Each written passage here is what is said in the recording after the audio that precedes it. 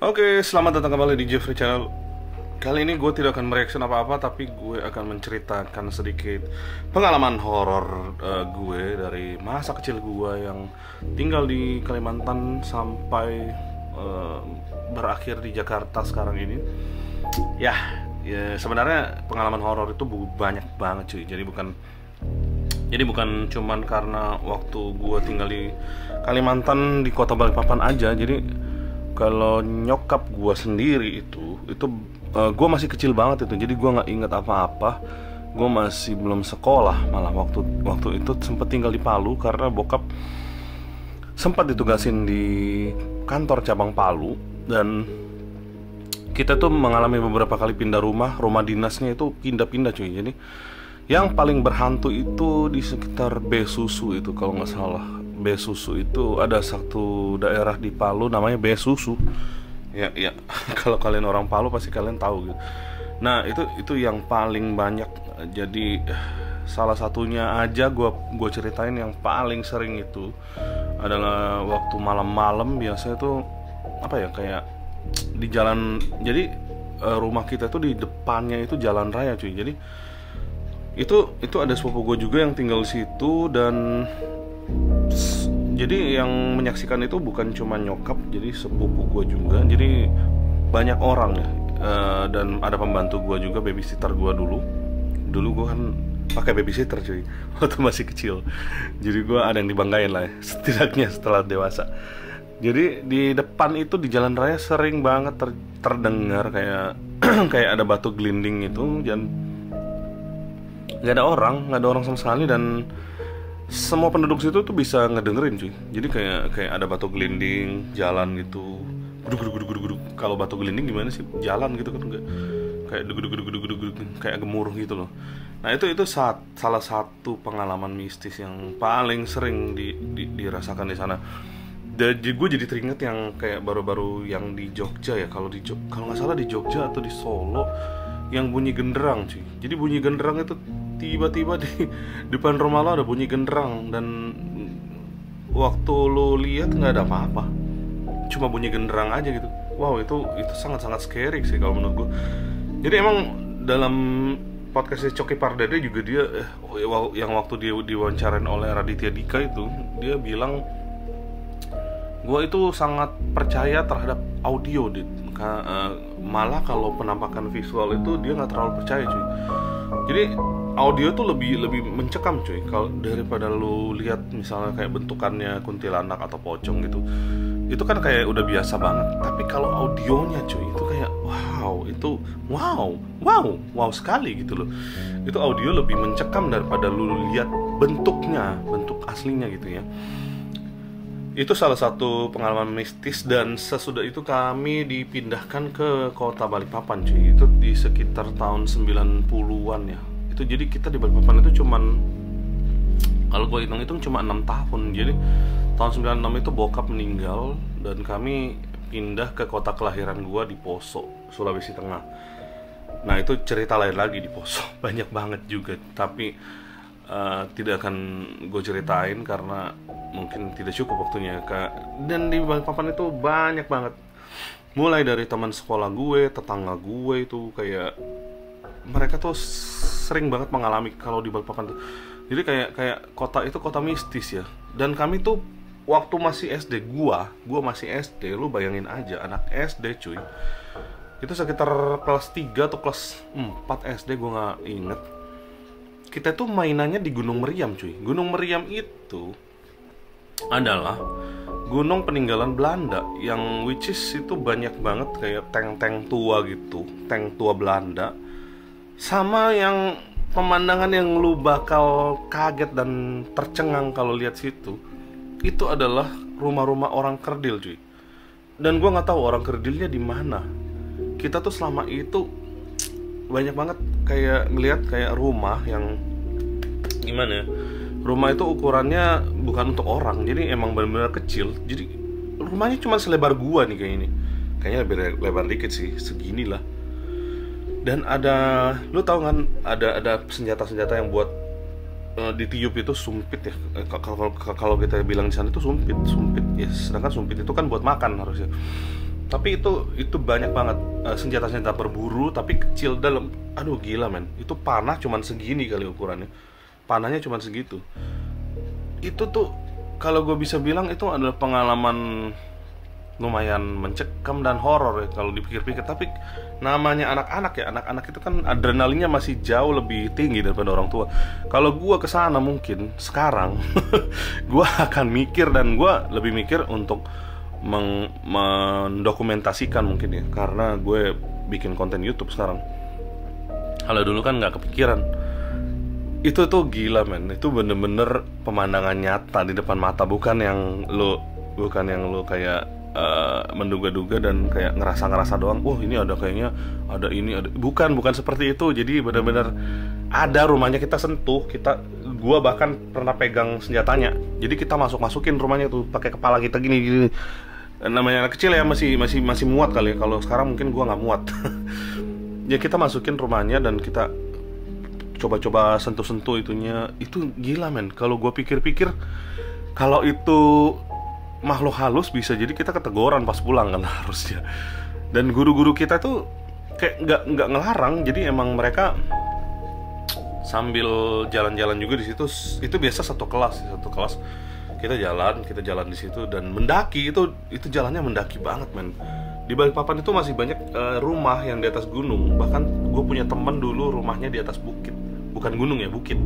Jadi di sana tuh banyak banget bukit, dan mungkin lu nggak bakal punya mobil kalau tinggal sana, biarpun lu kaya. Kalau misalnya rumah lu di bukit, kecuali lu beli rumah di samping pinggir jalan raya ya, di kota. Dan gue dulu tinggalnya di Kampung Baru Tengah. Kalau orang Balikpapan nih pasti tahu Kampung Baru Tengah di mana.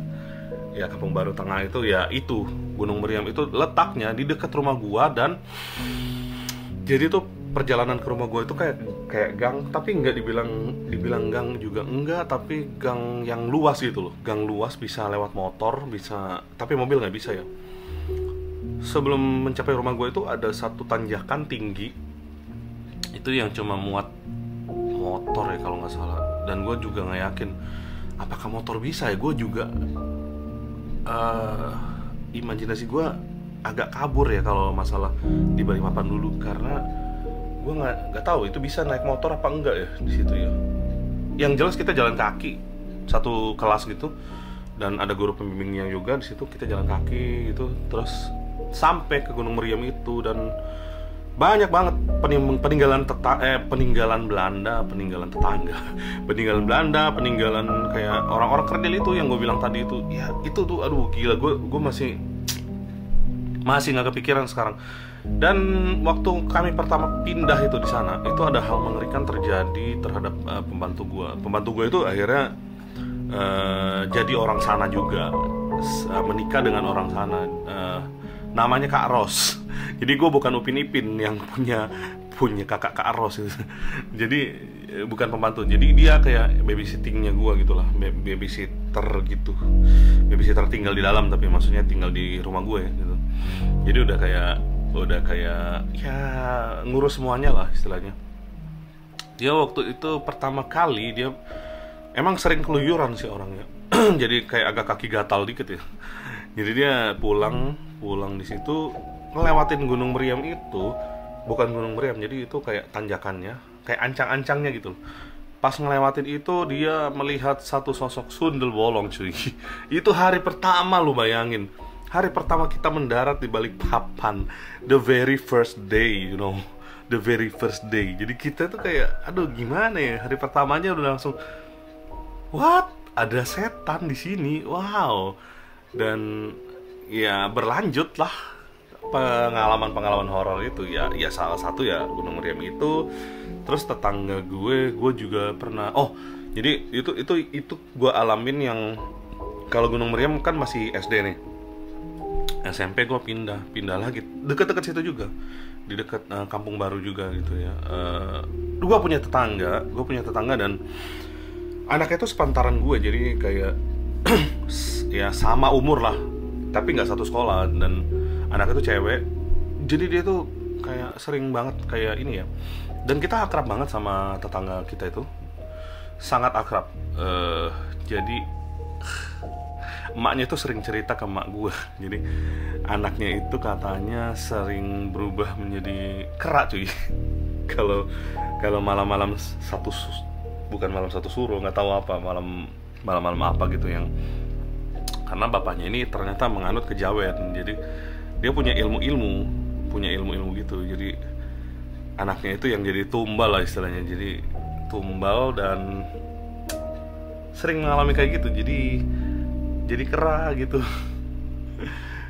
Mungkin kekuatan gaib yang di dalam dirinya itu menurun ke anaknya. Kalau menurut gue nih ya, menurun ke anaknya, dan mungkin dia mau ngambil anaknya juga untuk jadi penerusnya. Jadi kan biasa ilmu itu kan begitu, jadi turun temurun.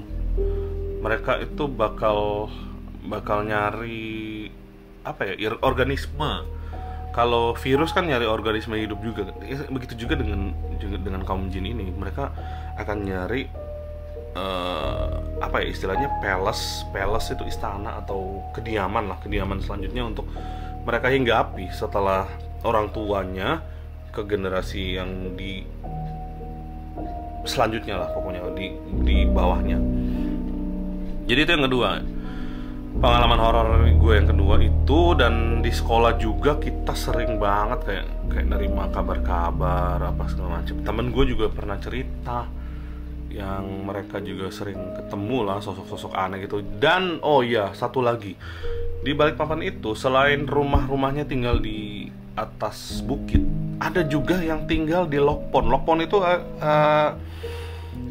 gue sampai sekarang masih aneh dengan istilah Lokpon itu. Mungkin Lokpon itu mungkin lock ya, lock kunci gitu tulisannya, dan pon itu gue nggak tahu apa. Yang jelas itu mereka tinggal di atas laut cuy. Termasuk saudara gue sendiri, ada satu sepupu gue yang memang itu tante gue. Dia punya salon juga di pasar Pandansari dulu, dan mereka tinggalnya di atas laut cuy. Jadi memang lu kalau ke Balikpapan itu kayak lu, wow, di Jakarta itu nggak ada rumah yang di atas bukit. Ya mungkin masih ini ya, masih umum ya, mungkin ada bukit-bukit ya kayak Sentul gitu kan, di atas bukit bisa ya ada rumah gitu, atau di daerah-daerah Legok, Tangerang sana ya bisa. Tapi kalau di atas laut itu kayak wow, bisa ya.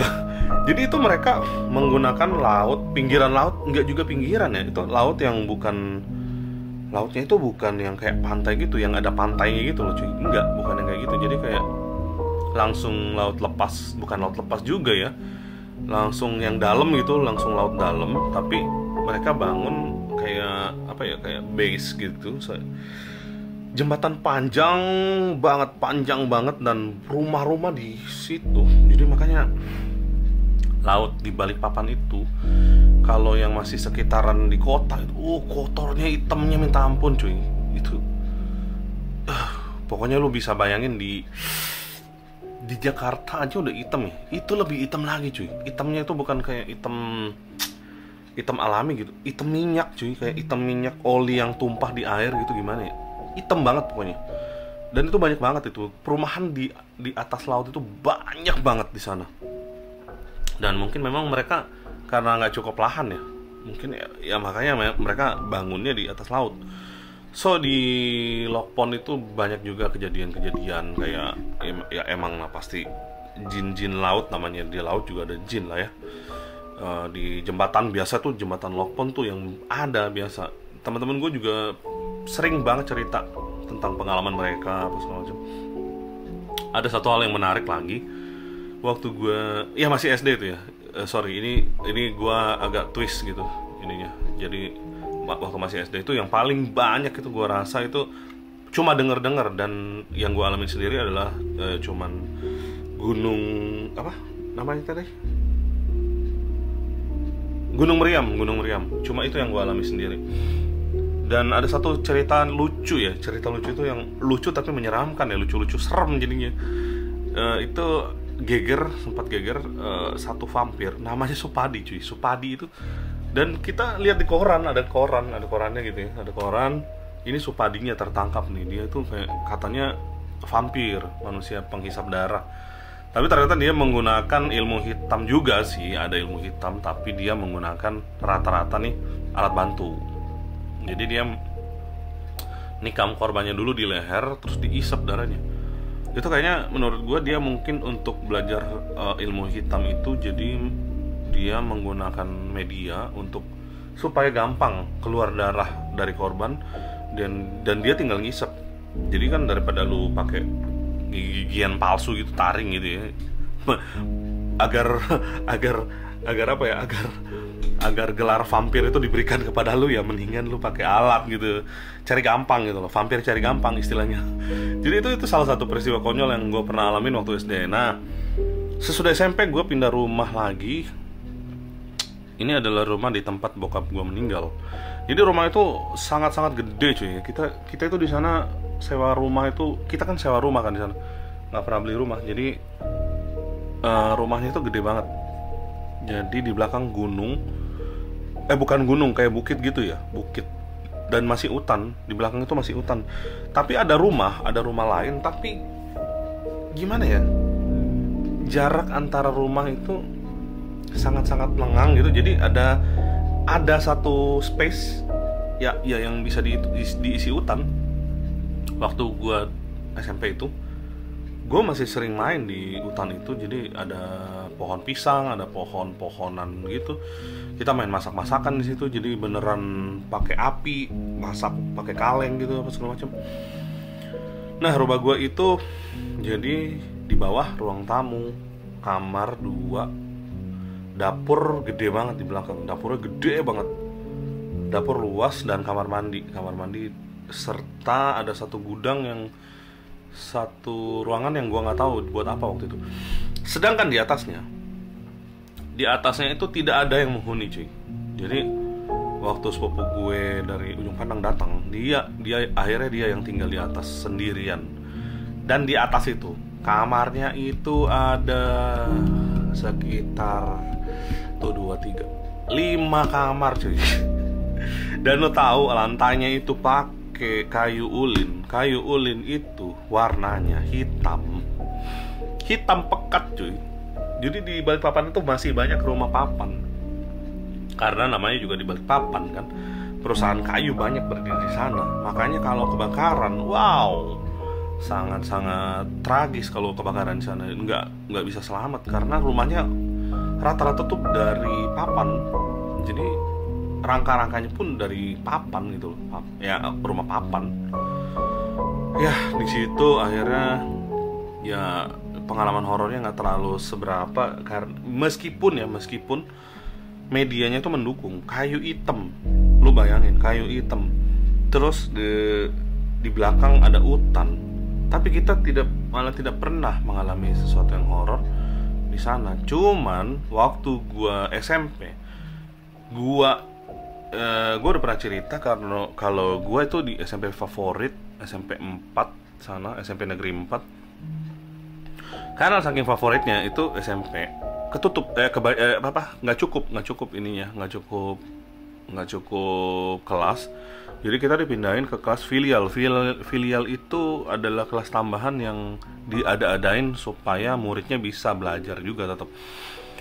Tapi posisinya itu sangat jauh dari lingkungan neighborhood sekolah kita yang sebenarnya. Jadi kita itu masuk ke dalam hutan cuy. Literally hutan yang benar-benar ada rumah di samping-samping, tapi masih didominasi oleh pohon-pohon dan sebagainya ya. Dan rumahnya kayak gue bilang tadi masih jarang-jarang gitu. Kita jalan tiap hari. Gue sangat sedih, jujur gue sangat sedih, karena gue pengennya, wow, SMP favorit gitu ya, gue pengen ada di gedung itu gitu. Gue sekolahnya di gedung itu, keren gitu. Turun dari angkot gitu kan, sekolahnya di situ. Ya kebanggaan anak kecil gimana ya dulu. Tapi gue sangat sedih banget. Tapi ya udah, itu sempat terobati karena memang banyak juga kelasnya di situ, banyak, bukan cuman kita doang. Ya singkat cerita, kita itu pengalamannya ya jalan kaki tiap hari, naik angkot itu turun di depan, nggak bisa angkot sampai di kelas kita karena itu literally hutan cuy, dan jalanannya itu jalanan kayak cuman motor doang yang bisa gitu ya, jadi nggak bakal ada angkot gitu. Pengalaman menyedihkan juga sih kalau dipikir-pikir. Nah itu yang gua bilang, itu hutan-hutan gitu, dan kita nggak tahu kan apa yang ada di sana juga. Selain rumah penduduk ya kita nggak tahu kan ada penghuni atau apa. Dan orang-orang Balikpapan itu kalau gue bilang mereka sangat percaya terhadap klinik, dan mereka itu sangat saking percayanya itu mereka suka menciptakan sendiri kayak kayak apa ya, kayak sesajen atau gimana gitu. Ya hampir sama di Bali sih. Jadi memang jin-jin itu berkeliaran banget di sana. Kita tuh tiap siang di kelas filial itu ngedengerin satu suara which is gamelan ya. Itu bener-bener masih nempel di kuping gua sampai sekarang. Gamelan dan gong. Setiap itu gong itu dung. Gong itu kan yang cuma sekali-sekali kan. Tapi gamelan ada gitu tiap siang.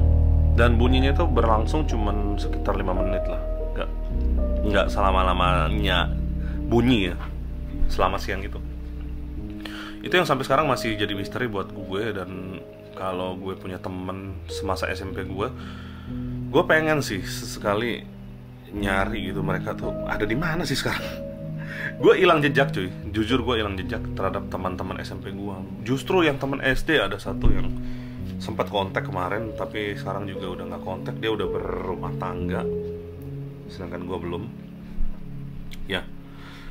Ya begitulah istilahnya kira-kira pengalaman horor. Tapi di sana itu memang banyak banget ya, di Kalimantan apalagi ya. Orang yang percaya klinik pun banyak soalnya.